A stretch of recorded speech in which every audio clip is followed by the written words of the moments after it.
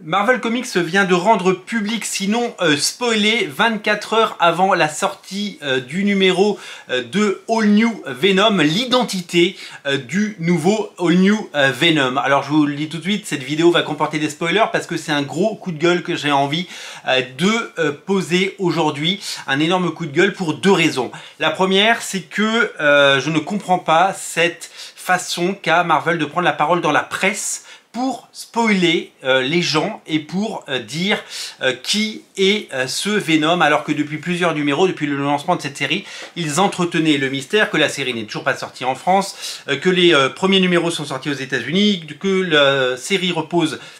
Les mécaniques de la série reposent sur la quête de l'identité secrète du nouveau hôte du corps de Venom. Qui est Venom? Des suppositions évidemment existent sur les internets. Il y a beaucoup de personnes qui disent c'est lui, c'est lui. Les gens se battent sur les forums et un peu partout sur les réseaux sociaux pour essayer de trouver l'identité depuis plusieurs semaines et depuis plusieurs mois de ce nouveau Venom, un petit peu comme on avait eu le cas il y a plusieurs années avec l'identité de Hulk rouge en la personne de Thunderbolt Ross. Pendant les 10 premiers numéros ou 15 premiers numéros, on ne savait pas qui c'était. Il a fallu attendre plusieurs numéros pour que Jeff Loeb révèle l'identité de Hulk rouge.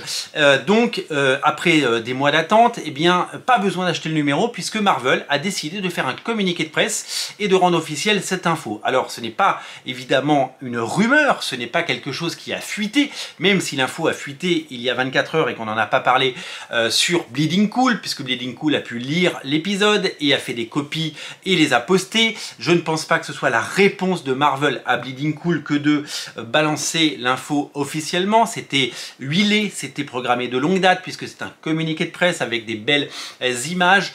Pas besoin d'acheter ce numéro et c'est simplement se foutre la gueule des lecteurs et des gens qui ont soutenu et supporté les premiers numéros que d'afficher et d'annoncer l'identité de ce nouveau Venom dans ce communiqué, et je trouve ça totalement con et je trouve ça totalement stupide. C'est un manque de respect envers les lecteurs, c'est un manque de respect envers les clients et c'est surtout nous gâcher la surprise de découvrir.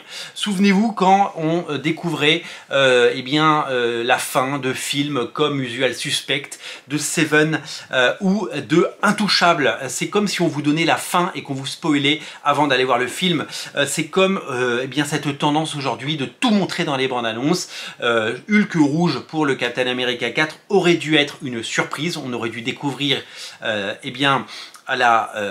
bout d'une heure et demie de film que Thunderbolt Ross devenait le Hulk rouge et que il y avait la présence de Hulk rouge dans ce film. Non, on nous l'a spoilé, on nous l'a dit dans les bandes annonces. À quoi bon aller voir ce film si on nous le spoil dans la bande annonce? À quoi bon acheter All New Venom si on connaît l'identité de Venom? Alors évidemment on pourrait dire ne va pas sur les réseaux sociaux, mais je ne vous parle pas de personnes qui sont allées chercher cette information. Je vous parle de Marvel Comics, l'éditeur de All New Venom, qui balance un communiqué de presse et dit sur tous les sites internet de news, donc c'est quasiment impossible de passer à côté de cette info. Si vous avez réussi à slalomer entre cette info, c'est que vous avez de la chance.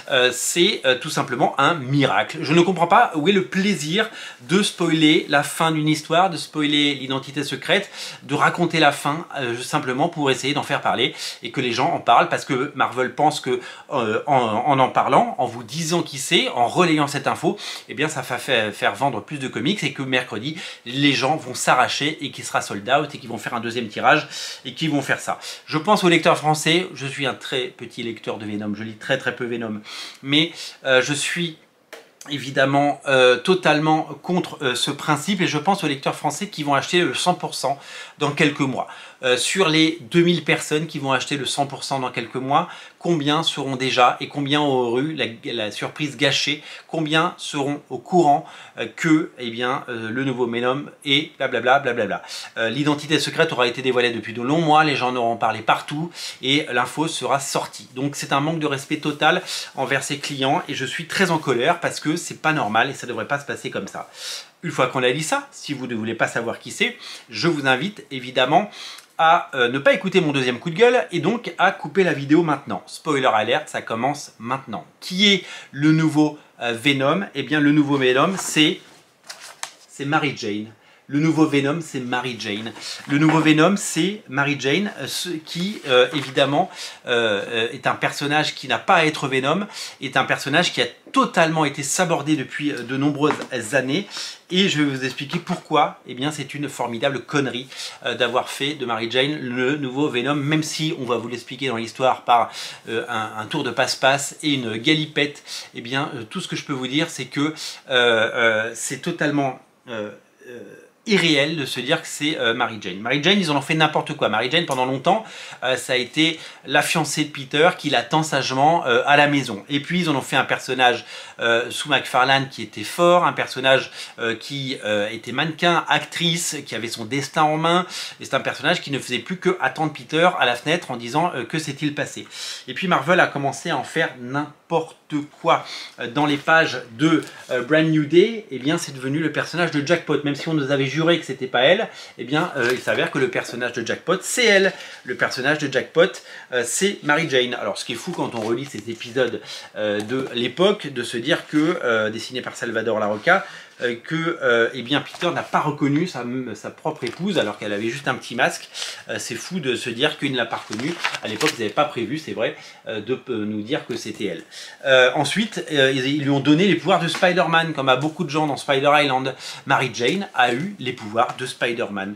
Et là, on frôle un petit peu le ridicule. Avouez que c'est totalement stupide et c'est totalement irréel de se dire que Mary Jane a les pouvoirs de Spider-Man.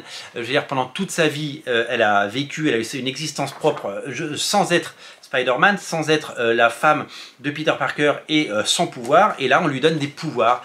Et donc, eh ben, elle devient une super-héroïne.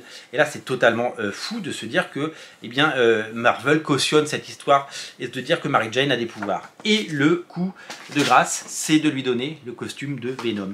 Est-ce que vous vous souvenez de ça? Est-ce que vous vous souvenez de ce récit complet Marvel Venom qui nous a retourné le cerveau à l'époque et qui a fait que Venom est devenu un personnage culte et qui a fait qu'il y avait des enjeux dramatiques absolument fous, que eh bien, Mary Jane, traumatisée par la visite de Venom, qui lui a fait peur, terrifiée par le personnage, terrifiée par le symbiote, terrifiée par cela, eh bien, demande à Peter de ne plus mettre son costume noir parce que ça lui rappelle Venom et que elle retrouve un peu de vie et d'équilibre émotionnel.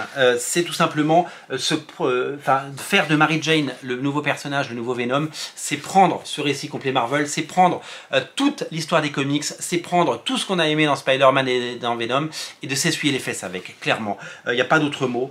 C'est à la fois stupide et c'est à la fois illogique et ça n'a aucune logique par rapport à l'histoire de Spider-Man et par rapport à l'histoire de Mary Jane. Donc je suis très en colère qu'on abîme nos personnages, qu'on abîme nos souvenirs, qu'on abîme ce qui fait les comics d'aujourd'hui. Je suis d'accord pour raconter des nouvelles histoires, pour essayer des choses, pour tenter des choses. Krakoa, c'était retourner la table de salon et pour voir un petit peu ce qui allait se passer quand il y a des bonnes idées, quand Grant Morrison arrive, quand Jonathan Hickman arrive sur les séries, qu'ils amènent des nouvelles idées, quand Straczynski eh bien, redéfinit les origines de Spider-Man et la mythologie, là il faut applaudir. Quand il refait venir Gwen Stacy, c'est de la merde. Mais quand il invente à Gwen Stacy des enfants et une relation avec Harry Osborn, ou Norman, je sais plus lequel, eh bien tout ça c'est stupide, mais il a tenté des choses, il en a réussi certaines avec les 30 premiers épisodes, notamment de son run sur Spider-Man avec John Romita Jr., Straczynski, il l'a réussi. Quand on a un run aussi culte que celui de Todd McFarlane, qui en plus est réédité en omnibus, qui est réédité dans toutes les collections et qui fait l'objet d'un culte et qui fait l'objet de grands classiques, on ne peut pas se permettre d'avoir eh bien Mary Jane dans le costume de Venom. C'est pas possible, c'est juste impossible et c'est juste illogique et c'est juste pas normal. Voilà. Je me sens sali par cette info, je trouve ça nul, je trouve que il n'y a plus d'idées, il n'y a pas d'idées chez Marvel, il n'y a que des recyclages de vieilles idées, il n'y a que des Venomverse, des Carnageverse, des crossover Carnage Venom à n'en plus finir et il n'y a plus de nouvelles idées. On a besoin de quelque chose, on en a marre de ces fusions de super-héros, on en a marre de l'arrivée de Spider-Gwen dans l'univers normal et que Gwen Stacy devienne la Gwen Stacy qui est morte il y a plus de 40 ans, qu'elle revienne et et qu'ils en fassent la Spider-Gwen. C'est pas logique, c'est pas normal. Laissez les gens en paix. Il ne faut pas abîmer l'ADN des personnages et il ne faut pas insulter les lecteurs qui font vivre les comics et qui font vivre Spider-Man. Je suis très en colère contre cette décision, très en colère que Marvel ait décidé de révéler avant la sortie qui était le nouveau Venom, et très en colère de ce choix d'en faire Mary Jane le nouveau porteur de Venom. Voilà, nous on n'oubliera jamais ces images, et ces images elles ont un sens, ces images elles ont fait partie de l'histoire des comics, et aujourd'hui